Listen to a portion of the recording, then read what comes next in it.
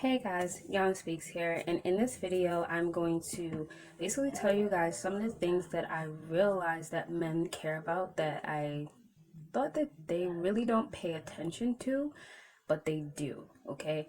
Um, Actually, I don't want to say that they care about it. They care about it. It's some stuff that they care about, and there's some stuff that they pay attention to, okay? Whatever. Um, so I wanted you guys to know something, right? When I decided like this was the career path that I wanted to take, there were certain things that I knew would be required of me. And one of the things that I did was like I did a lot of research. So not just like doing research, like going on Google and like researching things, but like literally going out there and asking different men different questions and really picking their brain to really understand them. And one thing that they taught us in market research is basically, if you want to know something, especially like with this particular field, if you want to know what your audience wants, you have to ask questions. That's the only way you're going to know. And then when you ask different people different questions, you compare the notes and you see what was the one thing that they kept on all saying, and then you know, like, okay, that's something that they really want and that they really care about. It's the same thing I did that made me come up with this list, right? So the first thing that I did not know that men pay attention to is your nails. They pay attention to how long they are. A lot of them said that they don't like super long nails. A lot of them said that they feel like when you have super long nails, it's not, it doesn't make you look, I guess like someone who's very clean, it makes them wonder how your hygiene is. That's what they said. Um, Another thing I noticed that they mention a lot was they look at the color of your nails. They said that they prefer feminine colors. They said that they don't like the crazy designs. They a lot of them said they don't mind like a design of one or two nails, but they don't like when it's like a whole bunch of designs. They feel like it looks ghetto and ratchet. Um, what was another thing that I noticed that they said? They also said it doesn't that your nails don't have to be like, like put fake nails on. Like it can be short, it could be like your real nails, but they prefer it to have like, maybe some clear nail polish or like something. They don't really like when the nails are just plain and, you know, boring looking, I guess. Another thing that a lot of them said is that they pay attention to if a girl's nails is really short and it looks like she bites on it. They said it's just not attractive. It reminds them of men nail, like a man's hand. And I was like, wow, you guys really pay attention to this? And a lot of them said yes, they do pay attention to it. So I just found that to be very interesting. What was another thing that they mentioned? Oh yeah, this was another thing that they mentioned. A lot of them said that they like women to have some type of length on her nails, and this is a sexual thing here, but a lot of them said that they like women to have length on her nails because they like the way it looks when they're gripping their, you know what, I don't need to say it. They say it just to them visually looks attractive, and men are very visual. So I did not know that they actually pay attention to this, but they do. They also said that they notice the kind of rings that you wear, and they like to see girls with, little rings and things like that. Another thing that I noticed when it comes to the hands, that they said that they do look to see if you have a ring to tell if you're married or not. So that was very interesting because I did not know they pay attention to that as much as they do. All right, so the second thing that they pay attention to that I didn't know they really care about was how you treat people.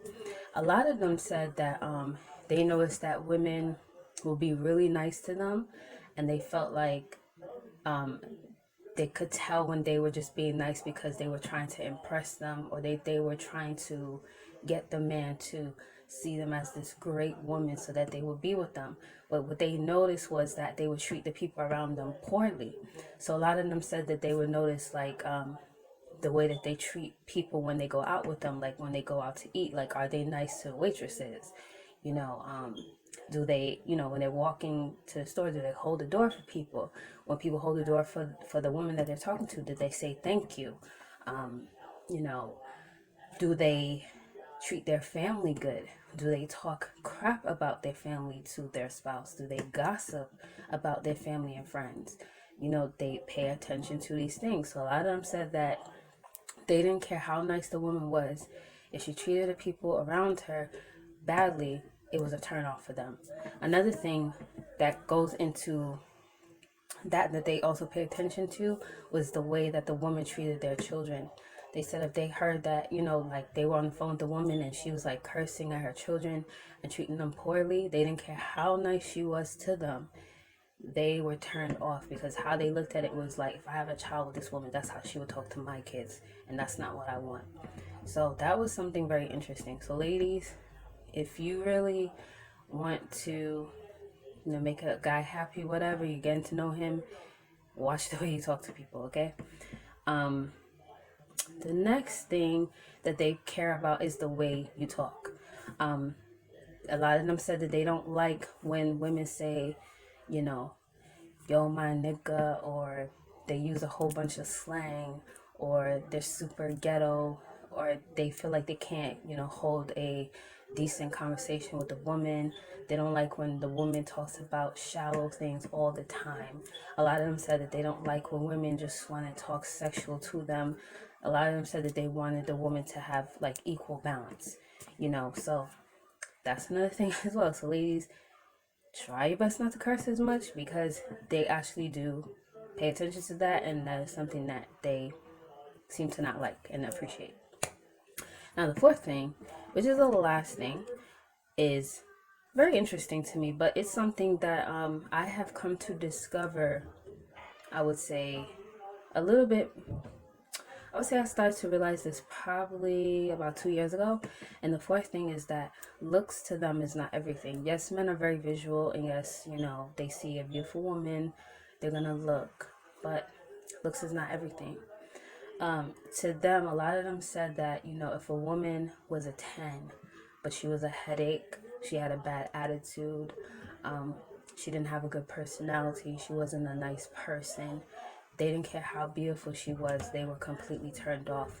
And a lot of them said that they would pick someone who is like a 6, but is a sweet person, who's really easy to get along with, who's really nice to people. They would actually pick someone who's a little bit average over someone who's drop dead gorgeous if the 6 or the average person, whatever you want to call it, was just easier to deal with. And what I mean by easier to deal with doesn't mean that she's going to tolerate, BS, but just she was just an overall easier person to deal with. She brought less stress and drama into their lives. They would rather deal with that than someone who was drop dead gorgeous. So those are the things that I learned that men care about, that I didn't know that they necessarily pay attention to. I mean, I knew that they care about the way you speak. I knew that. I always knew that they care about the way you treat people. But I didn't know about the nails. And the looks part, I realized that about 2 years ago. That looks are not everything to them. I mean, it's important, but it's not everything. So anyways, I hope you guys found this video helpful. If you did, please go ahead and hit that like and subscribe button. Join my free Facebook group. All the information to do that is in the description below. If you'd like to book a private reading with me, all the information to do that is in the description below as well, so you can learn more about your love life. And I have other programs that I am creating, like, how to get a man to commit, things like that. Basically, just go to the description and everything that I offer is there. Just like go ahead and like go shopping or browse through it, whatever you want to call it. Just go through there, and I have a lot of stuff in there. So anyways, I'll talk to you guys soon. Bye. All right, guys. So I don't know if you guys remember, right? Some of you are new subscribers, some of you are old subscribers. But for the new subscribers and the old subscribers, obviously, I've been trying to get this masterclass out for a while. But like every time I would say, okay, I'm gonna get it out, something would always come up, always, and I just wasn't able to get it out. Like I would have like an overflow of readings, just like personal stuff. I would get a whole bunch of like one-on-one coaching, so it just made it where it was really hard to get this masterclass out. So I finally was able to get it done. All right, so I was saying to myself, like, I could put it out this month, right? But then I was thinking, you know what? I want to start off fresh for the new year. Because I know everyone, especially with the, the New Year's resolution, everyone wants to start off fresh. We're entering 2020. So it's not even like we're just entering a new year. We're literally entering a new decade. And, I just wanted to be able to get this masterclass out as soon as possible. So it is done, but I'm not going to launch it until January, the very first week of January. All right. So if you're interested in this masterclass of learning how to remove the current blockages in your love life right now, okay, blockages, obstacles, whatever issues you're facing in your love life right now, even if you have trust issues, even if you think you don't measure up, this masterclass is for you.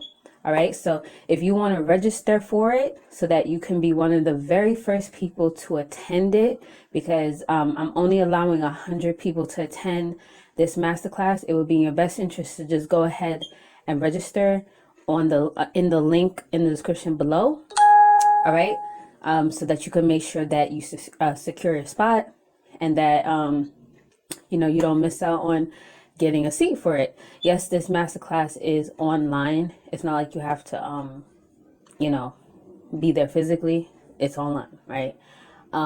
Anyways, if you guys would like to book a private reading with me in the meanwhile, all the information to do that will be in the description below. If you'd like to join my free Facebook group, all the information to do that is in the description below. And I will see you guys in the next reading. Talk to you soon. Bye.